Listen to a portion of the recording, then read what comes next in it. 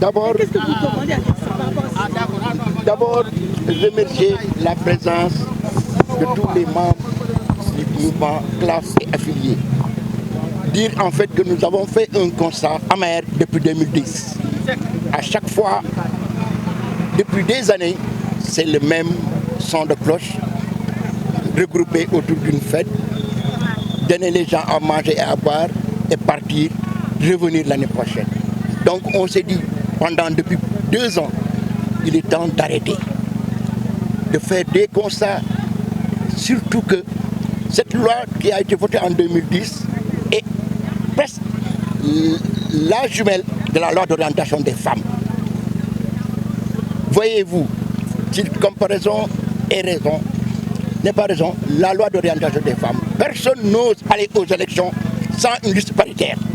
Aujourd'hui, nous avons constaté que dans les 50 articles de la loi d'orientation des personnes handicapées, seuls 3 décrets ont été signés. Et quel décret? D'abord, il y a le RPC, il y a la réhabilitation à base communautaire, il y a l'éducation inclusive. Et pour cette éducation inclusive, toutes les écoles du Sénégal ne sont pas accessibles aux personnes handicapées. Or, pour ces personnes handicapées-là, la carte d'égalité, la production de la carte d'égalité des chances, on est à 1 million et quelques de pertes de carte d'égalité des chances.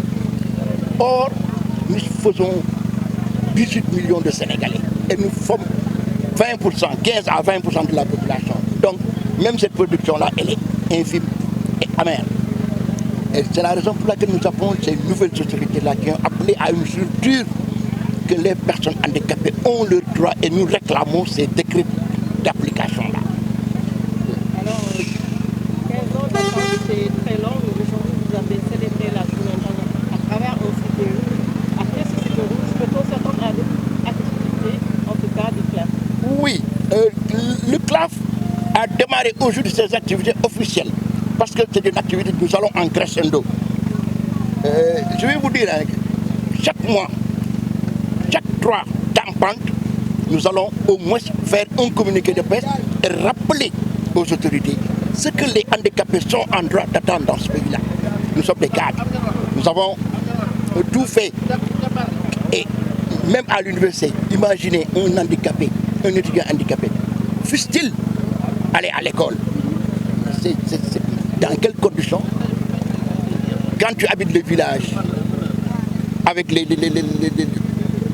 routes caouteuses, quelqu'un qui a une chaise roulante, quelqu'un qui n'a pas d'appareillage orthopédique, même les embouts au niveau de du CNAO, mais les embouts coûtent cher. Or, quand on parle d'accessibilité à tout genre, j'ai oublié de parler de l'accessibilité des femmes dans les centres de santé. Il n'y a que le centre Gaspard Camara qui donne un accouchement humanisé aux femmes. Et les autres hôpitaux, il y a combien de dispensaires dans ce pays-là? La semaine passée, nos concitoyens de Dakar Plateau ont subi des rafles extraordinaires. Et sur quelle base, on ne sait même plus. Parce que si tu étais un vendeur de drogue ou bien quelque chose comme ça, on pourrait comprendre. Mais on n'a pas compris l'objet de ces rafles-là et on les prend. Pour moins de 24 heures, on les garde. Et dans quelles conditions encore? Et puis on les laisse partir. Mais dans quel pays sommes-nous? Peut-être on prépare certains événements, mais ce n'est pas une raison d'interdire la circulation normale des femmes, des personnes handicapées dans certains quartiers de Dakar. Ça, c'est pas normal. Et nous arrêtons. Nous voulons que l'autorité qui a pris cette décision-là soit entendue, que nous sommes mécontents de ces genres de pratiques-là de notre époque. Peut-être c'est une expression wolof que je vais emprunter. Gumba ku ko saraxul yalwaanam bàyyi ko saraxul kii bàyyi ko yalwaanam. Depuis que ces autorités-là sont là, la bourse a arrêté. On n'a plus payé de bourse de sécurité alimentaire. Et ces bourses-là étaient passées de 25 à 35 000. Malheureusement, il n'y a qu'une seule fois où les gens ont. Or, je ne me parle même pas des gens nantis, mais ces bourses-là, mais soutenez au moins les familles en fourniture scolaire pour les enfants. Et d'autres. Quand on parle de diagnostic, quand on parle de fait qu'ils sont en train de faire, parce qu'il y a certaines personnes qui ont bénéficié de là avec la CENI, mais je crois qu'il est important que ces autres-là sachent qu'ils ne sont pas plus véreux. Ce n'est pas toutes les personnes handicapées.